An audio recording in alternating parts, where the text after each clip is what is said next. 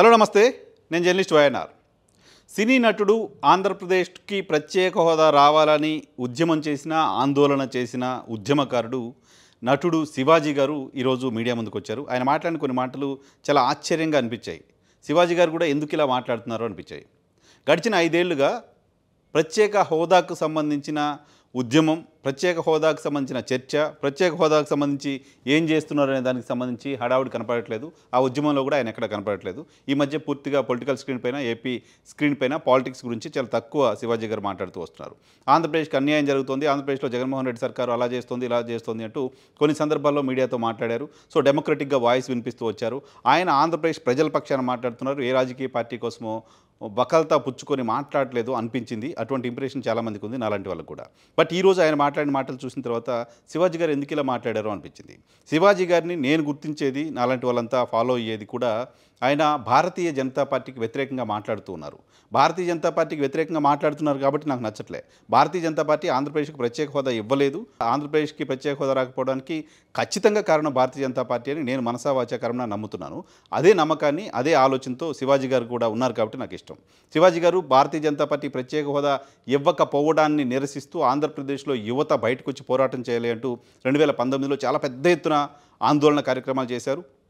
ప్రత్యేక హోదా కోరుకుంటున్న 5 కోట్ల మంది ఆంధ్రుల ప్రతినిధిగా మాట్లాడుతూ వచ్చారు ఆయన. అటువంటి శివాజీ గారు ఆ తర్వాత పార్టీ, తెలుగుదేశం పార్టీ ఓడిపోయింది, భారతీయ జనతా పార్టీ ఓడిపోయింది, వైసీపీ అధికారంలోకి వచ్చింది. ఆ తర్వాత అడపా తప్ప ప్రత్యేక హోదాకు సంబంధించిన ప్రస్తావన తక్కువ తీసుకొస్తున్నారు. ప్రత్యేక హోదాకు సంబంధించి గతంలో నదుల్లో మునిగారు, రోడ్లపైన ఫైట్ చేశారు, అర్ధనగ్న ప్రదర్శనలు చేశారు, రకరకాల కేసులు, కొట్లాట్లు ఇవన్నీ కూడా ఆయన ఫేస్ చేసి ఇప్పుడు ఎందుకు ఆ హోదాను వదిలేశారో, హోదాకు సంబంధించిన అంశాన్ని వదిలేశారో అర్థం కాలేదు. ఆ పర్టికులర్ టైంలో భారతీయ జనతా పార్టీ నుంచి తెలుగుదేశం పార్టీ వెనక్కి వచ్చేయాలి, ప్రత్యేక హోదాకు సంబంధించి రాష్ట్ర ప్రజల్ని భారతీయ జనతా పార్టీ మోసం చేసింది కాబట్టి తెలుగుదేశం పార్టీ ఎన్డీఏ నుంచి బయటికి రావాలని కోరిన వాళ్ళు శివాజీ గారు ఉన్నారు. అలాంటి శివాజీ గారు ఇప్పుడు ఎన్డీఏలో కలిసి తెలుగుదేశం పార్టీ ఎన్నికలకు వస్తుంటే ఆ పార్టీ గెలవాలని కాంక్షిస్తున్నారు. ఎలా? మీరే తెలుగుదేశం పార్టీ ఎన్డీఏ కూటమి నుంచి బయటికి వస్తేనే ప్రత్యేక హోదా వస్తుంది, పోరాటం చేయమన్నారు, పోరాటం చేశారు. ఇప్పుడు ఏం చేసిందని భారతీయ జనతా పార్టీతో తెలుగుదేశం పార్టీ పొత్తు పెట్టుకుంది అని అడగాల్సిన మొదటి వ్యక్తి మీరు. ఆంధ్రప్రదేశ్కున్న సర్వదరిద్రాలకి ఒక్కటే మందు, ప్రత్యేక హోదా. ఆంధ్రప్రదేశ్కు పరిశ్రమలు రావాలన్నా, ఆంధ్రప్రదేశ్లో ఉద్యోగాలు రావాలన్నా, ఆంధ్రప్రదేశ్లో అభివృద్ధి జరగాలన్నా ప్రత్యేక హోదా వస్తే కంపెనీలు, నేషనల్ కంపెనీలు, ఇంటర్నేషనల్ కంపెనీలని ఆంధ్రప్రదేశ్ వైపు చూసే అవకాశం ఉంటుంది. అటువంటి ప్రత్యేక హోదా ఇవ్వకుండా కేంద్ర ప్రభుత్వం ఆపేసింది. అటువంటి కేంద్రంలో అధికారంలో ఉన్న భారతీయ జనతా పార్టీతో తెలుగుదేశం పార్టీ కలిసింది. అప్పుడు ఆంధ్రప్రదేశ్ ప్రజల పక్షాన, 5 కోట్ల మంది ఆంధ్రప్రదేశ్ ప్రజల పక్షాన, యువత పక్షాన మీరు కదా మాట్లాడాల్సింది. చంద్రబాబు నాయుడు గారు ఏం చెప్పిందని భారతీయ జనతా పార్టీ దగ్గరికి మళ్ళీ మీరు వెళ్ళారు. భారతీయ జనతా పార్టీయే కదా ప్రత్యేక హోదా రాకుండా ఆపింది. భారతీయ జనతా పార్టీయే కదా 5 ఏళ్లుగా జగన్మోహన్ రెడ్డి గారికి మద్దతు ఇస్తూ జగన్మోహన్ రెడ్డి గారి ప్రభుత్వం నడిపిస్తూ వస్తోంది. ఇది నా కోట్ కాదు, మీ కోట్. భారతీయ జనతా పార్టీ జగన్మోహన్ రెడ్డి గారికి మద్దతు ఇస్తుందంటూ అనేక సందర్భాల్లో మీరు మాట్లాడారు. సో ఇప్పుడు భారతీయ జనతా పార్టీ, టీడీపీ కలిసి వస్తుంటే ఆ కూటమిని గెలిపించమని ఏ బేసిక్తో మాట్లాడతారు, ఏ బేస్తో మాట్లాడతారు? అర్థం కావట్లేదు. మిమ్మల్ని ఫాలో అవుతున్న వాళ్ళకి కూడా అర్థం కావట్లేదు. అది జగన్మోహన్ రెడ్డి దోచేశారు అని చెప్తున్నారు. ఇది పడికట్టు పదాల్లాగా తెలుగుదేశం పార్టీ మీడియా రాస్తోంది, తెలుగుదేశం పార్టీ మీడియా చూపిస్తోంది, మీరు అదే మాట్లాడుతున్నారు.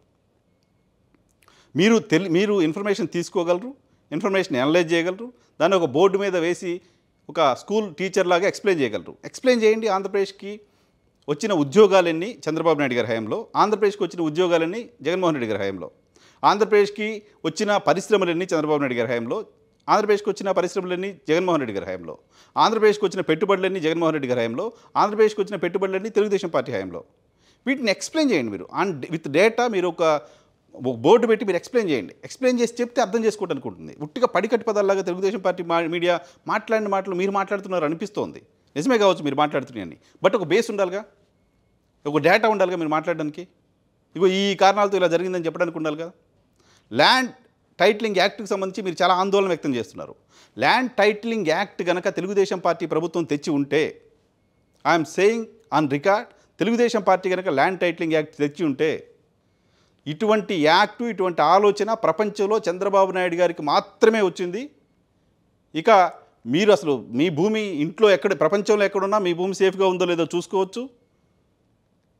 మీ భూమికి భద్రంగా ఉంటుంది. స్వాతంత్రం వచ్చిన దగ్గర నుంచి ఎవరో భూముల గురించి పట్టించుకోలేదు, భూమి రికార్డుల గురించి పట్టించుకోలేదు. చంద్రబాబు నాయుడు గారు డిజిటలైజ్ చేసి చాలా అద్భుతంగా చేశారు. అని తెలుగుదేశం పార్టీ మీడియా ప్రపంచానికి ఎత్తేసేది. మాలాంటి వాళ్ళకి అర్థం కాంది, ఓ ముఖ్యమంత్రి అనుకుంటే రాష్ట్రంలో ఉన్న ప్రజలందరి భూములన్నీ తీసుకుని వెళ్ళిపోతారా జేబులో పెట్టుకొని? సాధ్యమవుతుందా? సో కేంద్ర ప్రభుత్వం నీతి ఆయోగ్ సజెస్ట్ చేసిన చట్టం కదా ఇది. నీతి ఆయోగ్ ఈ చట్టం ఎందుకు సజెస్ట్ చేసింది అని కేంద్ర ప్రభుత్వాన్ని అడగాల్సిన బాధ్యత లేదా? తెలుగుదేశం పార్టీ చెప్తున్నట్టుగా ల్యాండ్ టైటిలింగ్ యాక్ట్ మేము రద్దు చేస్తాం, అమలు చేయమని చెప్తున్న మాటకి భారతీయ జనతా పార్టీ మద్దతు ఉందా? రేపొద్దున భారతీయ జనతా పార్టీ ఇది చేయాల్సిందంటే తెలుగుదేశం పార్టీ నేను చేయనని చెప్తుందా?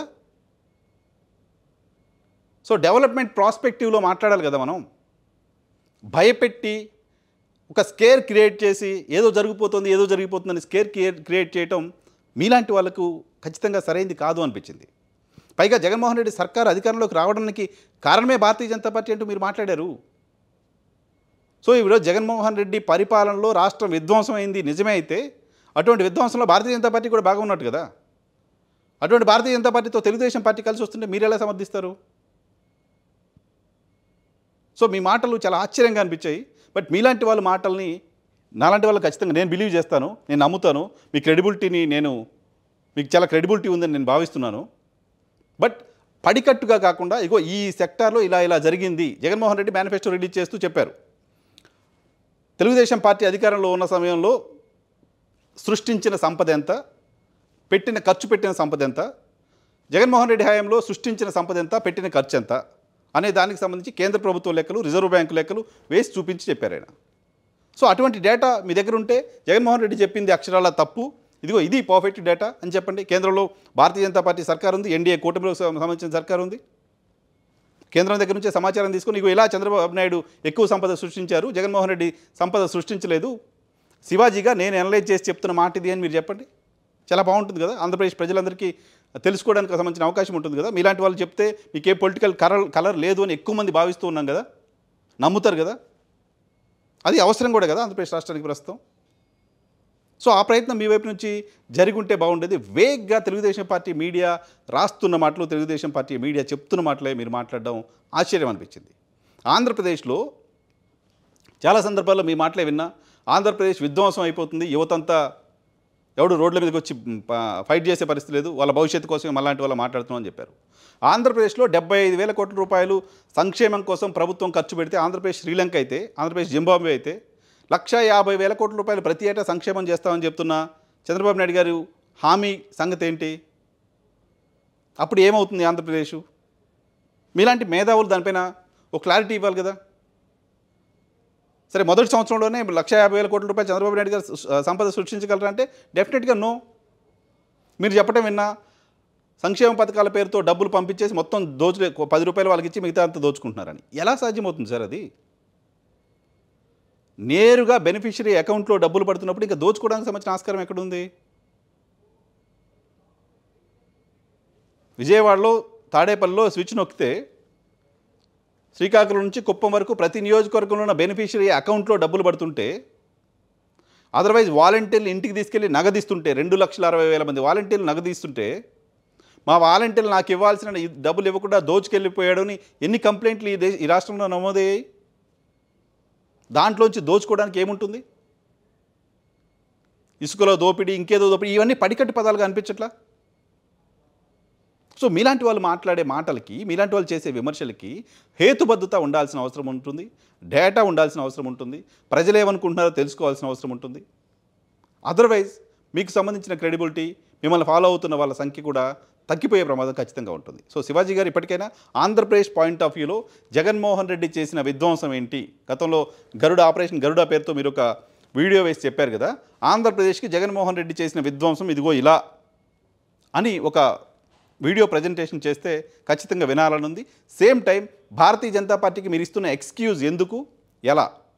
భారతీయ జనతా పార్టీతో కలిసిన తర్వాత మీకు తెలుగుదేశం పార్టీ పైన ప్రేమ ఉంటే కూడా దాన్ని యాక్సెప్ట్ చేయకూడదు కదా. ఆంధ్రప్రదేశ్ రాష్ట్రం ఏర్పడిన తర్వాత ప్రత్యేక హోదా ఇవ్వకపోవడం కంటే దారుణమైన ద్రోహం ఇంకేంటి? విశాఖ స్టీల్ ప్లాంట్ని ప్రైవేటీకరణ చేయడం కంటే ద్రోహం ఇంకేంటి? ఈ రెండింటిలో భాగస్వామ్యం భారతీయ జనతా పార్టీకి లేదా? సరే, డెవలప్మెంట్ పాయింట్ ఆఫ్ వ్యూ పక్కన పెడితే సోషల్గా ఒక బ్యాక్వర్డ్ కమ్యూనిటీకి సంబంధించిన వాళ్ళగా మాలాంటి వాళ్ళందరూ రిజర్వేషన్ల గురించి ఆందోళన చెందుతుంటే, రేపు బీజేపీ కేంద్రంలో అధికారంలోకి వస్తే రిజర్వేషన్లు ఉండవు అంటూ ప్రచారం జరుగుతుంటే, రిజర్వేషన్లు ఉంటాయా లేదా, రిజర్వేషన్ల గురించి ఆందోళన అవసరం లేదు, బీసీల పార్టీ తెలుగుదేశం పార్టీ మీ రిజర్వేషన్లు మేము కాపాడుతామని ఒక మాట తెలుగుదేశం పార్టీ చెప్పలేకపోతుంది. మైనార్టీల రిజర్వేషన్లు మేము అలాగే ఉంచుతాం, వాటిని తొలగించం అనే ఒక మాట తెలుగుదేశం పార్టీ అఫీషియల్గా చెప్పలేకపోతుంది. తెలుగుదేశం పార్టీయే ప్రమాదంలో ఉంది. ఇప్పుడు భారతీయ జనతా పార్టీ స్టిల్ గోడ మీద పిల్లిలా ఉంది. తెలుగుదేశం పార్టీ ఇచ్చిన హామీలకు, జనసేన ఇస్తున్న హామీలకు నాకు సంబంధం లేదు అన్నట్టుగా ఆ పార్టీ గుర్తు కానీ ఆ పార్టీ సంబంధించిన నాయకుల బొమ్మ కానీ లేకుండా మేనిఫెస్టో రిలీజ్ చేశారు. రేపొద్దున ఏం జరిగినా అది మళ్ళీ తెలుగుదేశం పార్టీ నెత్తి మీద వేస్తారు, భారతీయ జనతా పార్టీ తప్పించుకుంటుంది. ఈ ప్రమాదం తెలుగుదేశం పార్టీకి ఉంది. సరే, ఈ రాజకీయాలు పక్కన పెడితే ఆంధ్రప్రదేశ్ విధ్వంసం పైన శివాజీ గారి వీడియో ఎక్స్పెక్ట్ చేస్తున్నా.